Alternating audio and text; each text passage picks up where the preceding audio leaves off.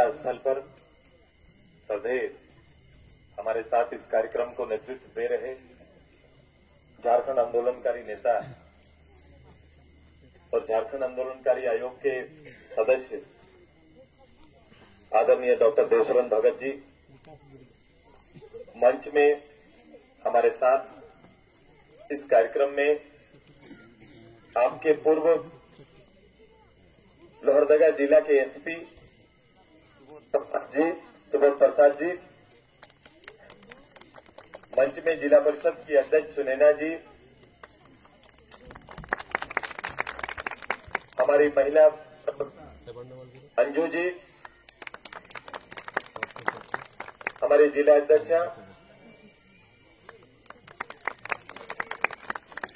और बहुत सारे जो इस जिले के और हमारे साथ आए हुए इस अभियान के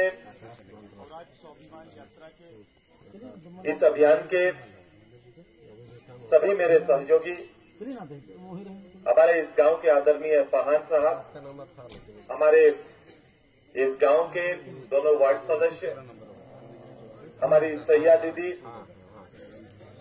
हमारे इस गांव के महिला मंडल के सभी सदस्य, इस गांव के सभी युवा साथी और सभी अभिभावक तुल्य गांव के सभी लोगों को मैं अपनी ओर से जोहार करते हैं, सभी को अपना प्रणाम और आदाब करते हैं।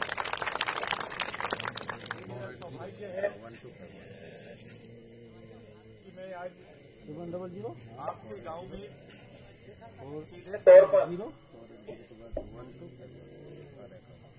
सीधे तौर पर आपसे संवाद करने का, बातचीत करने का एक अवसर हमें मिला है। ये प्रथम बार नहीं है, क्योंकि राजनीति में और शासन में रहने के बाद यूं तो लोहरदगा में ये मेरे राजनीतिक कर्म क्षेत्र भी रहा। हमारा कार्यक्रम किसी शिलान्यास या उद्घाटन में या फिर किसी चुनावी सभा को संबोधित करते हुआ, लेकिन प्रथम बार हमने 2 अक्टूबर हैसालोन गांव से पूरे प्रदेश भर में एक स्वराज स्वाभिमान यात्रा का प्रारंभ किया है। ये प्रथम बार ऐसा होगा कि इस कार्यक्रम में हम किसी पार्टी का, किसी नेता का या राजनीतिक किसी विषय पर हम चर्चा नहीं करेंगे कि हम प्रथम बार स्वतंत्र भारत में विश्व के सबसे बड़े लोकतंत्र के अंदर वास कर रहे भारत के सबसे बड़े नेता, जिन्होंने भारत की आजादी का नेतृत्व किया और आजादी के बाद जिन्होंने भारत की कल्पना की कि इतना बड़ा लोकतांत्रिक देश को नेतृत्व देने के लिए 20 या 30 व्यक्ति दिल्ली में बैठकर इस देश को नहीं चला सकता है। इस देश को अगर समग्र विकास करना है तो देश के शासन का केंद्र को गांव में लाना होगा, और जिस दिन भारत का शासन का केंद्र गांव में आएगा, भारत समग्र विकास करेगा, गांव तरक्की करेगा, गांव आगे बढ़ेगा। महात्मा गांधी जी के इसी अवधारणा का गांव को हम खोजने आए, जहां उन्होंने कहा कि भारत की आत्मा गांव में बसती। हम लोग किताब में पढ़े, किताब में प्रथम से 5 क्लास के भीतर में जब उनकी जीवनी में जाएंगे तो उसमें स्पष्ट लिखा रहता है कि उन्होंने दूरदृष्टि और भारत के बारे और भारत की कल्पना करने वालों ने ये कहा था कि भाई भारत की आत्मा गांव में बसता है, भारत गांव का देश है, और जब तक गांव के चौपाल पर बैठकर गांव के विकास का निर्णय नहीं होगा, भारत की तरक्की नामुमकिन है। और आज गांव के मेरे 400 या 500 गांव के इस यात्रा के बाद इस बात को बल मिल रहा है कि आजादी से पहले या आजादी के आसपास वो राजनेता की दूरदृष्टि देखिए कि कल्पना आज से 60 साल 65 साल पहले कि भारत के बारे कल्पना किया, और आज कल्पना यथार्थ में है, क्योंकि हमने अपनी शासन प्रणाली को दिल्ली से संचालित किया है। दिल्ली में बैठे इस देश के सबसे बड़ा रहनुमा, ये प्रथम बार नहीं, 1952 से हम सभी लोग वोट दे रहे हैं। मेरा बाप दादा लोग आज प्रथम बार वोट 14 में नहीं दिया है। 1952 में देश का पहला वोट हुआ। हमारा गांव का मेरा बाप दादा लोग भी जाके पहले लाइन लगा के वोट दिया होगा।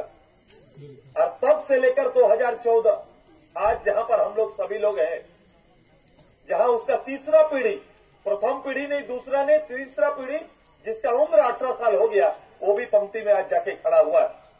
बावजूद इसके कि दिल्ली और हमारा पंडरिया में कितना अंतर हो गया, रांची और पंडरिया में कितना अंतर हो गया, लोहरदगा और पंडरिया में कितना अंतर हो गया, और हमारा प्रखंड मुख्यालय और मेरा गांव में कितना अंतर है, ये स्पष्ट दिखाई दे रहा है।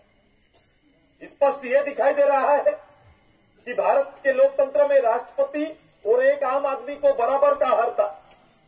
देश को इस रूप से बराबर रखा गया कि सर्वोच्च पद में बैठने वाला व्यक्ति और सबसे नीचे एक अदना साधारण व्यक्ति भी एक समान हक रखेगा। भारत के लोकतांत्रिक पर्व में बराबर का अधिकार रखेगा।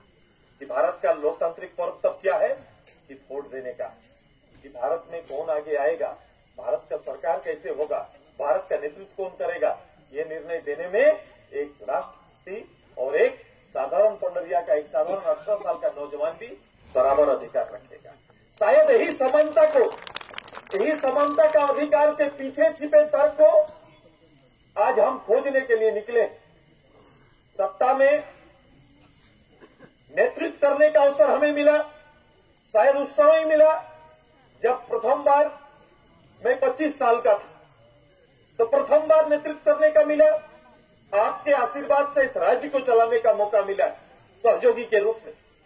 मैं प्रत्यक्ष रूप से उस सारा अनुभव मैंने देखा है।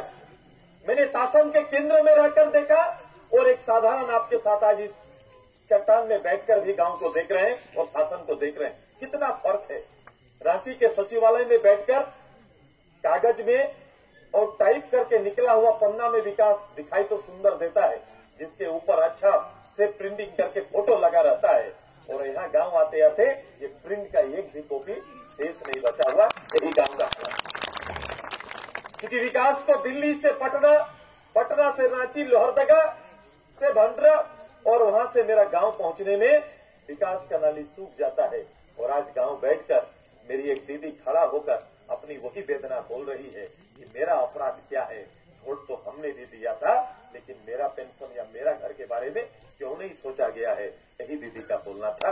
आज यहाँ बैठकर उसी बात का विचार करने के लिए आए। मैं धन्यवाद दूंगा आपको, धन्यवाद दूंगा सहनशीलता के इस स्वरूप को कि गांव कितना सह सकता है, कितना बर्दाश्त कर सकता है। शायद हमारा ये बर्दाश्त करने का क्षमता को लोग जान चुका है।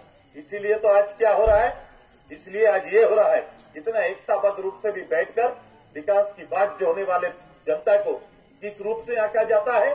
चुनाव पहले विचार का मेल बोला जाता था दीदी, पहले बोलते थे कि विचार मिलेगा तो हम लोग उस पार्टी का समर्थक बनेंगे।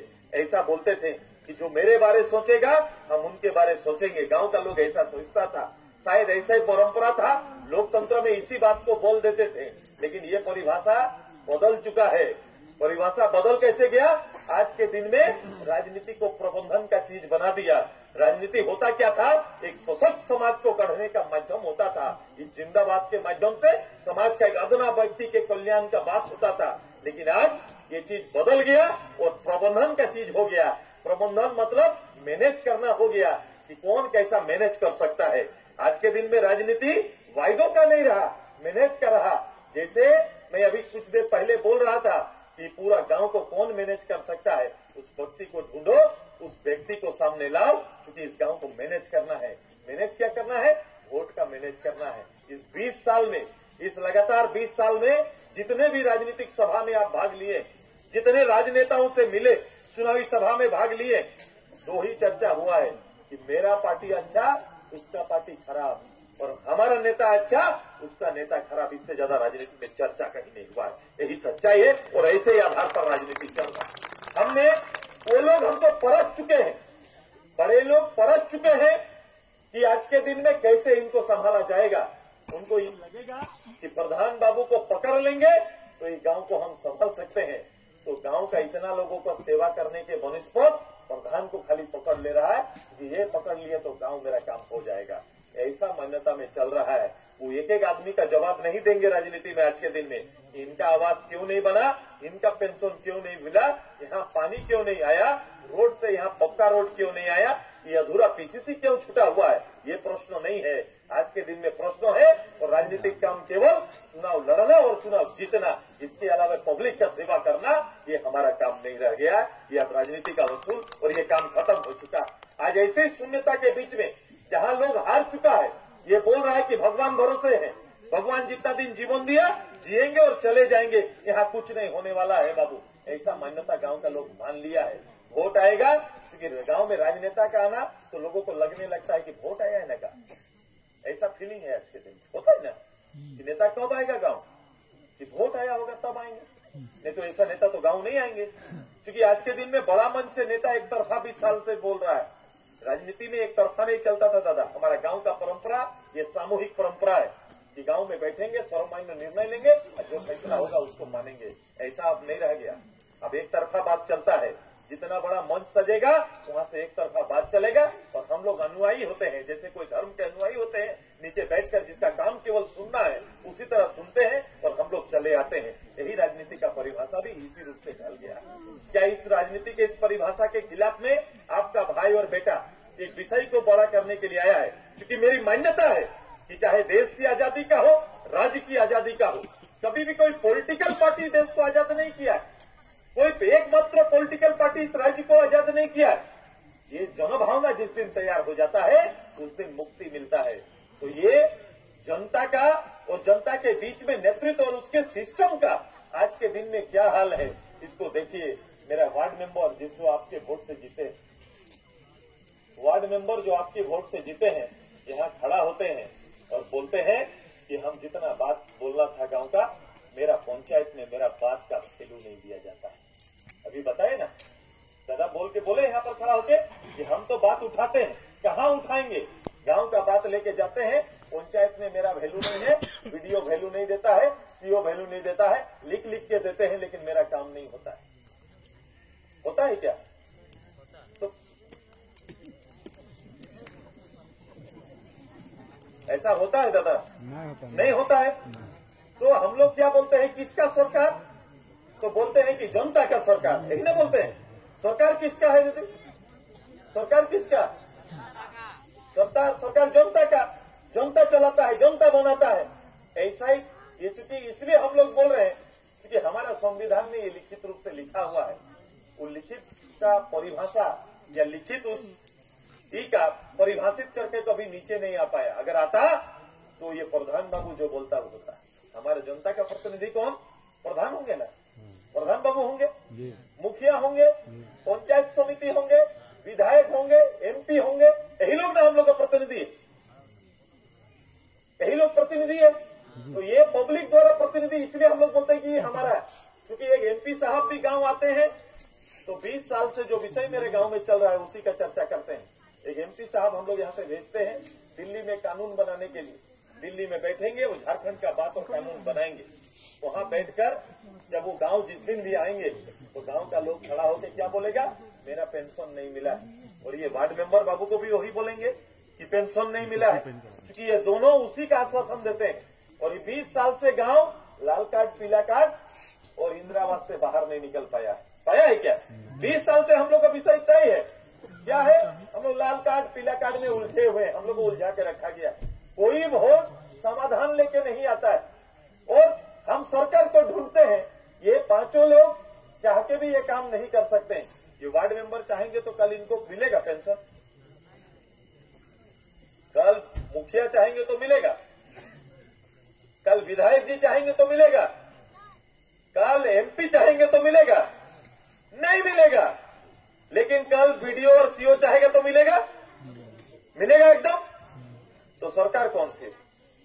वीडियो, सीओ की मेरा ही दो? सरकार कौन हो गया? सरकार चला गया वीडियो सीओ के हाथ में, चल गया ना। सरकार तो वही है। हमारा लोग जाके क्या बोलता है, हुजूर कर दो, यही तो बोलते हैं। हमारा गरीब लोग जाके वो सोचते हैं ये कर देगा और कल्याण और उद्धार हो जाएंगे, जैसे कोई बाबा का आशीर्वाद लेते हैं। वैसा ही हालत मेरा गांव का लोगों का स्वाभिमान का ये हालत हो गया है। एक गरीब माँ जाती है गांव में 5 बार 6 बार जाती है दरवाजे में सीओ का, उसका पहला तो जाएगी तो ये संभव नहीं है कि वो वहां जाके सीओ से मिल पाएगी। वहां जाएंगे तो उसका कर्मचारी बोलेगा सीओ को समय नहीं है, बीडीओ को समय नहीं है, नहीं मिलेंगे। 1 दिन जाती है, 2 दिन जाती है, ये पेट का कारण वो 20 दिन वहां नहीं जा सकती, क्योंकि 1 दिन जाएगी तो शाम का चूल्हा उसका घर में नहीं जलेगा। ऐसा हो सकता है ना दीदी। तो ऐसा हालत में वहां से वो आते हैं। अगर कोई मुखिया के यहाँ पर कोई सभा हो और वीडियो यहाँ पर आ जाए और बैठने का व्यवस्था खाली आप लोग ना करिए, तो मुखिया से लेके वार्ड को बोलेगा ए फलना तुम लोग का गांव गए थे, इज्जत नहीं किया तुम लोग, यही ना बोलेगा। इज्जत नहीं किया, बैठने का 2 कुर्सी तक तुम लोग नहीं रखा था। तो उसको ये पूछना है कि मेरा माँ 20 दिन जो गई आपके दरवाजे में, जब उसका इज्जत नहीं रहा तो तुम्हारा इस गांव में आके इज्जत रखना ये हमारा दायित्व, ये मौलिक अधिकार है। ये मौलिकता को कहां से पाया? ये मौलिक अधिकार और मन हम लोग बढ़ा दिए हैं। इन लोग का मन बढ़ाया हुआ है, जिसका काम है गांव पे सेवा करना। आज रात का 8 बजे सुबह मातो गांव में बैठकर अपना पब्लिक से बात कर सकता है। एक वीडियो आके दोपहर में पब्लिक क्या हो रहा है नहीं हो रहा है पूछ सकता है। कभी पूछा है क्या? कभी बात किया है क्या? अगर पूछ लिया होता तो मेरा गांव का ऐसा हालत नहीं होता क्या? तो जिनका काम और दायित्व दिया हुआ है, गाड़ी में झारखंड सरकार लिख के घूम रहा है, ये वार्ड मेंबर का तो माथा में कहीं सरकार नहीं लिखा हुआ है। लिखा हुआ है कहीं सरकार नहीं लिखा हुआ है। असली सरकार तो 3 आदमी चला रहा है। शासन कैसे चल रहा है सरकार को अगर जानना है, ये रांची में ये बात बोल रहे हैं तो मेरा उन लोग को समझ में नहीं आ रहा है। मैंने कहा प्रत्यक्ष रूप से सुदेश महतो जाएगा और आपका विकास का आईना दिखाएगा। मेरा यहाँ पर आना एक मंच को तैयार करना है कि वास्तव में 1952 से लेकर 2014 तक क्या हुआ है, ये असली राजनेताओं को जानना होगा। कि शासन में बैठा जो डीसी, डीडीसी, बीडीओ, सीओ जो लोग बैठे हुए हैं, ये विकास का नेतृत्व नहीं कर रहे हैं, ये ऑफिस का नेतृत्व कर रहे हैं। ऑफिस से बाहर इनका कोई गतिविधि नहीं है, कभी घर से निकलते नहीं है। ये साहब बने हुए, ये बाबूराज अंग्रेज के समय था, ये बाबूराज लोकतंत्र में नहीं है। लोकतंत्र में तो पब्लिक के बीच में जाके काम करना है। और सुदेश महतो ये वीडियो राज समाप्त पब्लिक का राज स्थापित करना चाहता है, इसीलिए देखो हम भी 20 बार आएंगे दीदी, हम 20 बार जीत जाए, 20 बार राज चलाए, मंत्री बने, मुख्यमंत्री बने, लेकिन कोई फर्क नहीं पड़ेगा। और आप ही बोलिएगा कि सुदेश दा भी तो जीत गए, सुदेश दा भी तो सरकार चला लिए, सुदेश दा मंत्री मुख्यमंत्री बन गए, लेकिन कुछ नहीं हो पाया। ये हो नहीं पाएगा। इसलिए ज्यादा जोर ये मेरे व्यक्तिगत बहस नहीं है, ये बहस को बड़ा करना होगा। सभी राजनेता, सभी पार्टी कल्याण चाहती है, सब पार्टी बात करती है कि सबका हित होना चाहिए।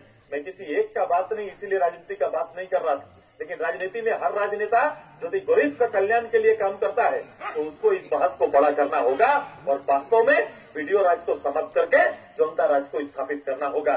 जब हम निकले तो लोगों को परेशानी हुआ कि सुदेश महतो अभी काहे निकल गया, अभी तो चुनाव नहीं है। मैंने कहा कि मेरा विषय बिल्कुल अलग है, तुम्हारा विषय केवल वोट तक सीमित रहता है, मेरा विषय पब्लिक को न्याय देना है। और न्याय अगर ना दे पाएंगे तो 20 बार ऐसा विधायक जीता के भी कोई फायदा हम नहीं कर पाएंगे। इसीलिए हम काम और मेहनत करना चाहते हैं। ये लड़ाई जायज है कि नहीं, ये लड़ना चाहिए कि नहीं, ये लड़ना चाहिए कि नहीं बाबू? ये इसका स्वीकार कर लें कि पैसा दिए बिना ब्लॉक में काम नहीं हो सकता है। ये सच्चाई है ना? बिना पैसा दिए कुछ काम नहीं होगा। एक जाति आई भी नहीं बन सकता है कोई काम। मैंने अभी एक गांव गए थे तो बोला एक पर लिस्ट इंदिरा आवास का सूची दिखाने के लिए 100 रुपया मांगता है। मैंने सूची जो दिखा देगा तो 100 रुपया चाहिए तो सूची दिखाएंगे, नहीं तो नहीं दिखाएंगे। हमारा गरीब को तकलीफ नहीं। परसों हम वीडियो आपका संजोग से कार्यक्रम में मेरे आ गए, मैंने उनसे पूछा कितना इंदिरा आवास है, ए छोटू कितना है? तो ब्लॉक में हम लोग का 500 के करीब इंदिरा आवास आया है। हमारा रेवन्यू गांव 60 है, 60 तो रेवन्यू गांव है और 80 तो छोटा टोला है इप्रो ब्लॉक में। तो इतना गांव के लिए 500, 5-5 करके भाग होगा, भाग भी करेंगे तो 5 हो जाएगा एक गांव में। तो 5 करके भी आता, चलो इतना भाग मिला है, 5 आता तो ठीक था। लेकिन 5 आके यदि सही लोग को मिलता तो किसी गरीब को कोई तकलीफ नहीं होता, किसी को तकलीफ नहीं होता। लेकिन 5 आएगा और जो 10,000 रुपया देगा उसको मिलेगा, तो इस बात का तकलीफ होगा कि पैसा देने वालों को मिलेगा, गरीब हकदार लोग को नहीं मिल पा रहा है। इस बात का तकलीफ है कि सही यही यहाँ परंपरा चला हुआ है, ये पूरा परंपरा चला हुआ है दीदी। आपके यहाँ गांव घर में जिसका चलती है, जो थाना में बैठ उठ सकता है उसी का चलेगा, जो वीडियो के साथ बैठ सकता है उसी का चलेगा, जो सीओ के साथ बैठ सकता है उसी का चलेगा। आपका दूसरा टोला अभी हम थे वहां पर, क्या टोला था, क्या था, काना टोली, वहां का सार्वजनिक जमीन है, माने जिसको गैर मजरूआ बोलते हैं, गैर मजरूआ जमीन को बेच दिया। बताइए, गैर मजरूआ जमीन तो सरकार का प्रॉपर्टी है, आम लोगों का, तो उस प्रॉपर्टी को किसी व्यक्ति के नाम पर लिख दिया है। माने ये लोग का बस चलेगा, हमारा ही लोग बैठकर ये पूरा ही को बेच के दे देगा किसी को, ये हिसाब से चल रहा है। इस हिसाब से इस ऐसे वोट का क्या मतलब? अरे ऐसा 20 देश का प्रधानमंत्री जी आ जाए, ऐसा 20 मुख्यमंत्री बने, 20 तो एमएलए बनाए हैं आप लोग, 20 तो एमपी बनाए हैं 52 के बाद से, लेकिन कोई फर्क हो रहा है क्या गांव में? इसी बात का तो कोई अंतर होगा ना भाई, एक वोट का अंतर दिखना चाहिए ना, कुछ तो हिस्सा आएगा, कुछ तो हिस्सा आएगा। ये लोग रांची में बैठकर रांची के चौड़ा सड़क देख के बोलता है कि झारखंड विकास हो रहा है, ऐसा नहीं है। यदि झारखंड का विकास को वास्तव आकलन करना है तो गांव में जाकर बैठना होगा, और मैंने ये परंपरा डाला है। कुछ लोग ने यदि अखबार में देखा मैंने चौपाल का बात किया तो कुछ राजनीतिक दल फिर चौपाल का बात कर रहा है, लेकिन मेरा और चौपाल और उस चौपाल में अंतर है। उस चौपाल में वो लोग विधानसभा चौपाल लगाना चाहता है, सुदेश महतो पंचायत और गांव चौपाल लगाना चाहता है। विधानसभा चौपाल वोट के लिए है, ये गांव का विकास के लिए है और गांव का ताकत के लिए है, दोनों में फर्क है। वो लोग भी चाहता है कि सुदेश महतो चल रहा है तो हम लोग भी चलेंगे, बहुत बहुत धन्यवाद, चलो, लेकिन आपका चलना वोट के लिए है और मेरा चलना पब्लिक को जगाने के लिए है। दोनों में अंतर है, दोनों में ये फर्क है। तो अगर ईमानदार है तो उतर के देखिए, और हम चाहते हैं और हम जानते थे जिस दिन ये कदम हम उठाएंगे लोग आगे आएगा, क्योंकि जय झारखंड बोलने के लिए भी कोई झारखंड में आगे आया था कि नहीं? तब जाके इतना बड़ा नाम और इतना बड़ा राज्य हम लोग को मिला है। लड़ाई का 100 साल बीत जाएगा, लेकिन जो बहस आज हम छोड़ के जा रहे थे दीदी, ये बहस में आना होगा और वीडियो राज को समाप्त करना है। गांव में चले, हम धान खाएंगे, हम चावल खाएंगे, हम गेहूं खाएंगे, हम बाजरा खाएंगे, हम चीनी खाएंगे, हम क्या खाएंगे ये पंचायत तय करे, ये रांची में बैठा पदाधिकारी तय नहीं कर सकता है। ये तैयारी करना चाहिए। और ये क्या हुआ, इसका हर्ष देखिए, तय किया हम लोग। कभी ग्राम सभा में डोभा का बात नहीं किया होगा हमारा, ये लोग सरकार डोभा तय किया है। डोभा बना आपके यहाँ, बना है कि नहीं? को बना है ना डोभा, कुछ बनाया? हम लोग कभी यहाँ बैठकर पहुंच में डोभा बनाओ बोल के दिए? कभी हम लोग तो नहीं मांगे गांव में डोभा दो बोल के, नहीं मांगे। बिना मांगे सरकार का लोग जो पढ़ा लिखा आईएएस अफसर है वो बैठ के बोला कि झारखंड में डोभा बनना चाहिए। बताओ, ये गांव हम लोग बिना मांगे योजना घर भेज दिया, और उसके पीछे तू योजना बना रहा है। एजी पूछेगा योजना का तात्पर्य